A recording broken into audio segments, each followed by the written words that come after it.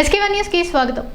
నెల్లూరు జిల్లా మరిపాడు మండలం డీసీపల్లి గ్రామంలో మారణాయుధాలతో అనుమానాస్పదంగా తిరుగుతున్న వ్యక్తిని పోలీసులకు అప్పగించారు స్థానికులు. గ్రామంలోని బస్ స్టాండ్ సెంటర్ వద్ద హోటల్కు వెళ్లి గుర్తు తెలియని వ్యక్తి కత్తితో బెదిరించాడని ఆరోపిస్తూ ఆ వ్యక్తిని పట్టుకుని కాళ్ళు చేతులు కట్టేసి పోలీసులకు సమాచారం ఇచ్చారు. ఘటనా స్థలానికి చేరుకుని ఆ వ్యక్తిని పరిశీలించిన పోలీసులు మతిస్థిమితం సరిగా లేనట్టుగా అనుమానిస్తున్నారు. అయినా అతని వద్ద మారణాయుధాలు ఉండడంతో పోలీస్ స్టేషన్కు తీసుకుని వెళ్లారు. ఇటీవల దొంగతనాలు ఎక్కువ అవుతున్న నేపథ్యంలో ఇలా చేశామని స్థానికులు చెబుతున్నారు.